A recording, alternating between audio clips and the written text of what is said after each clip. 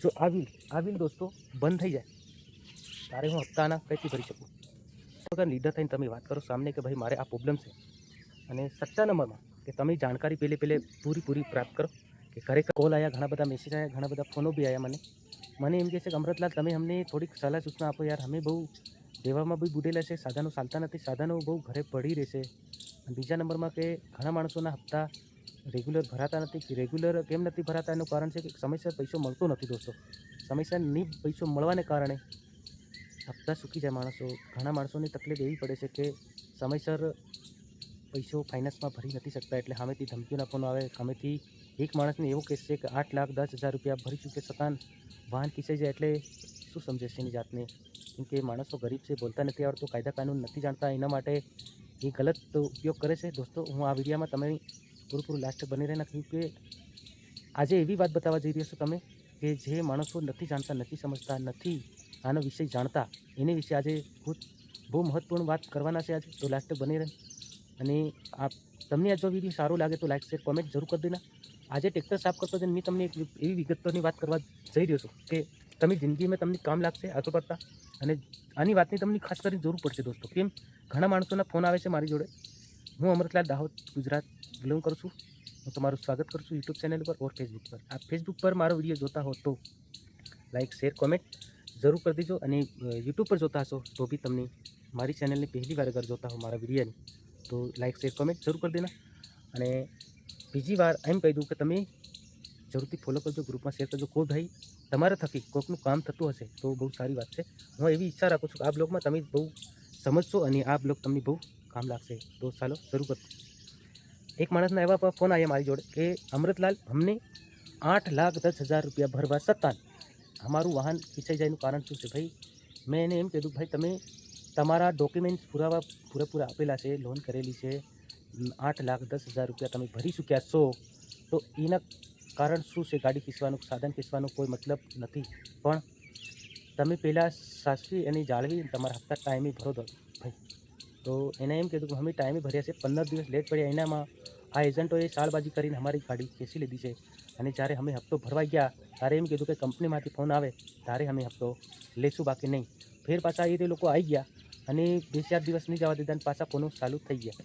કે આ માણસોને ખોટી રીતે આપણા જે ગરીબોની કોઈકની વાતની ખબર નથી, કોઈ કાયદા કાનૂન અને શું કહેવાનું શું બોલવાનું એ કંઈ સમજ નથી, છતાં માણસો આવી રીતે હેરાન કરવાની ફાઇનાન્સવાળાની કોઈ રાઇટ નથી મળતું. હું સોરી માફ કરજો, કેમ મારે આ બોલવાનું નહોતું પણ બોલું છું. પણ મેં એક વિષયથી બોલું છું. માણસોને ઘણાને આપણી જાગીરી આપી છે, આપણી મિલકત આપી છે, આપણી 7/8ની નકલ આપી છે, છતાં માણસોને આવી રીતે હેરાન કરવાનું કઈ આવે છે આમાં? અને શું કારણે આવે છે? હા, તમારા હપ્તા કદાચ રોકાણ થઈ ગઈ હશે કે ભાઈ તેમને તમે પેનલ્ટી સાથે તમે એમ વસૂલ કરો છો, તો તમે પેનલ્ટી સાથે એમની જોડેથી હપ્તા લો કે ભાઈ તમે પેનલ્ટી સાથે ના પૂરા પડે તો તમે થોડા કરીને પણ પૂરા કરશો, તમે હપ્તો થોડા કરીને બી ભરી દો. આવી વાતનું કંઈક નિરાકરણ આવે. કેમ કે ગરીબ માણસોની કાયદાની ખબર ના હોય, ટાઈમની ખબર ના હોય, અમુકની તારીખની ખબર નથી દોસ્તો. બોલો બીજું કંઈ કેવું છે તમારે? ઘણા માણસોને એવી પરિસ્થિતિનો સામનો કરવો પડે છે. ઘણા બધા ધમકી ભર્યા ફોન આવે એટલે માણસો ડરી જાય. ઘણા માણસોને ખબર નથી મારે શું બોલું શું નહીં બોલું. એટલે ઘણા માણસો કાયદાથી વંચિત છે. ઘણા માણસોને નોલેજ નથી. ઘણા માણસો એવા સાધનો લઈ બેસે છે કે એને વાત કરતા જ નહીં ફાવતું, આપણને કોઈ જાણકારી છે જ નથી. અને આજની તારીખની વાત કરું કે ઘણા બધા માણસો દેવાની અંદર ફસાયેલા હોય છે. તો ટાઈમે પૈસા ના પૂરે કરવાનું કારણ આ છે. પૈસા સામનેથી મળતા નથી. ઘણા બધા ધંધા રાત દિવસ કરવા છતાં જે માણસોને પૈસા નહીં મળતા હોય તે માણસો શું કરી શકે? તમે થોડીક રાહત આપો, એ માણસોની સમજ પાડો. ભાઈ અમારા કાયદામાં આ લાગુ પડે છે, અમારા કાયદામાં આ વસ્તુ ઓલરેડી ઇન્વોલ્વ છે, તો એ માણસને ખબર પડશે. બાકી તમે ડાયરેક્ટ કાગળ ઉપર ચાલીને માણસની કોઈ શિક્ષા ના આપવાનું કારણ આ બને છે. હપ્તા ચૂકી જાય અને ટાઈમે હપ્તો નથી ભરાતો, અને હપ્તો ચૂક્યા પછી તમને કેટલા સમયમાં તમારું સાધન ખીસાશે એ બધું કાયદા કાનૂનથી અને માણસોને સમજાવવાની જરૂર છે. દોસ્તો આના વિડીયોને તમે વધારે ગ્રુપમાં શેર કરજો. જે ભાઈ વાત નથી જાણતો એ વાત હું ખાસ કરીને આજે જણાવવાનો છું તમને.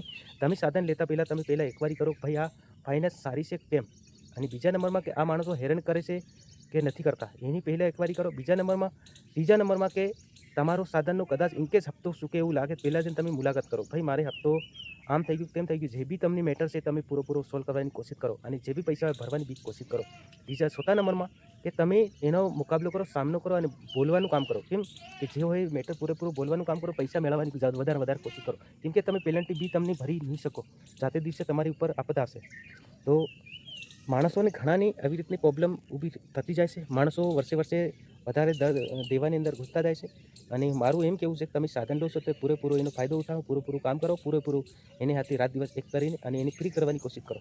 મારો મેઇન મિશન એ છે કે માણસો જ્યાં સુધી ઘરથી બહાર નહીં નીકળે ત્યાં સુધી માણસ જો આ વ્હીલ દોસ્તો બંધ થઈ જાય ત્યારે હું હપ્તાના કઈથી ભરી શકું. ટાઈમે આના પૈસા કામ કરેલા મને ના મળે તો કઈ રીતે હપ્તા ભરી શકું? તો ફાઇનાન્સવાળાની પહેલાં તમે બધું નક્કી કરો કે ભાઈ આવી રીતનું કદાચ મારી પોઝિશન થઈ જાય તો તમારે એમાં મને કેટલો સહયોગ આપો છો, કેટલો સપોર્ટ તમે કરો છો, ફાઇનાન્સ તરફથી મને શું સુવિધા છે, તો તમામ વાત નક્કી કરી એગ્રીમેન્ટ કરીને તમે વાહન લો. અને બીજા નંબરમાં પાંચમા નંબરમાં કે તમે ડર્યા વગર લીડર થઈને તમે વાત કરો સામને કે ભાઈ મારે આ પ્રોબ્લેમ છે. અને સચ્ચા નંબરમાં કે તમે જાણકારી પહેલે પૂરી પ્રાપ્ત કરો કે ખરેખર હું જો વાહન લઉં છું એ માણસો મને સપોર્ટ કરે એમ છે કે પછી ખાલી હવામાં વાત કરીને મને સાધન પકડાવી દેશે. એની ખાસ ધ્યાન રાખજો દોસ્તો. આ જો મારી વાત 100% 1000% સાચી પડશે. તમે પહેલાં જાણકાર બનો, સમજદાર બનો અને બીજાને બી સાથે સમજાવો અને તમે બી સાથે હોશિયાર બનો. આ જિંદગીની અંદર એવું છે, સ્માર્ટ વસ્તુ બનવાના કારણે માણસો ડિજિટલની અંદર આવી ગયા છે. ડિજિટલનો મતલબ હપ્તા બી મોબાઈલથી નખાઈ જશે. આજકાલ બહુ સુવિધા સારી છે. પહેલાં ફિંગરવાળા ખાતા હોય તો દોસ્તો પૈસા ના આપણે આપણે ભણેલા ગણેલા ચેક હોય એ માણસોના પૈસા તમે ફોનપે, ગૂગલ પે, એટીએમથી માંડીને આજકાલ બહુ સુવિધા કરન્સી થઈ ગઈ છે. પણ હવે પહેલાં જેવું નથી. હવે તમે આવી રીતના ના કરી શકો અને કાયદાસર તમે જે બી મેટર છે તમે પોતે સોલ્વ કરવાનો છે. બીજો કોઈ સોલ્વ કરી વાળવા ના આવે. તમે ફાઇનાન્સવાળાનો ફોન આવે તો ભાઈ તમે કાયદાસર વાત કરો કે તમારો પ્રોબ્લેમ શું છે, એમનો પ્રોબ્લેમ શું છે, એ જાણકારી પૂરી લેવાની માહિતી અને ઓફિસ ઉપર જાઓ અને ખરેખર મારી ભૂલ છે એમની ભૂલ છે એ તમામ એકવારી કરી અને એનો મુકાબલો કરીને વાત કરવાની કોશિશ કરો. ફોન આવ્યો પછી મને એમ કે હિમરાજભાઈ મને ધમકી ભરા ફોન આવે છે. મેં શેના ફોન આવે છે ભાઈ? કે હું જ્યારે હપ્તો ભરવા ગયો તો મને એમ કીધું કે ફાઇનાન્સ તરફથી હું ફોન આવશે ત્યારે તમારો હપ્તો લેવામાં આવશે, બાકી હપ્તો અત્યારે ના લઈ શકીએ. તો ભાઈ 2-4 દિવસ જતા અને ફોન આવે છે કે તમારો હપ્તો ઓડિટ થઈ ગયો છે અને ગાડી કંઈક બીજે વેચીને આ લોકો ઉપરના પૈસાની માંગ કરે છે. દોસ્તો માલિકની પૂછ્યા વગર 8,10,000 ભરી ચૂકીને ગાડી 15 દિવસ હપ્તો ચૂકવાથી અને લઈ જઈ અને ખેંચી અને વેપારી પાસેથી આની ગાડીને વેચી અને પછી પાછળના પૈસા માંગે એનું કારણ શું છે? તમે કોઈ જાણતા હો તો મને કમેન્ટ જરૂર કરજો. અને જે માણસ ફસી ચૂક્યા છે એમને હું સપોર્ટ કરવા તૈયાર છું, પણ પહેલાં મને કમેન્ટ કરે કે હું આ મુદ્દાથી વંચિત છું, મને આ મુદ્દા ઉપર વિડીયો જોઈ તો હું બ્લોગ બી બનાવી નાખીશ તમને. અને લોક અદાલતની જે ધમકીઓ આપે છે એજન્ટો, તો એના એજન્ટોને બતાવી દો કોઈ રખેલ નથી, કોઈ નોકર નથી તમારા. એ બી સાધનવાળો બી પૈસા લે છે અને પૈસા આપે છે તમને વ્યાજ સૂદ સમજ સાથે. અને તમારી પાસે જે એમની પ્રોપર્ટી તમને કાયદેસર 7/8ની નકલ આપે છે એમને નથી આપતો. એ બી સમજવાની કોશિશ કરજો. અમે કોઈ નોકર નથી. માલિકોને નોકર બનાવે છે, નોકર છે માલિક બને છે.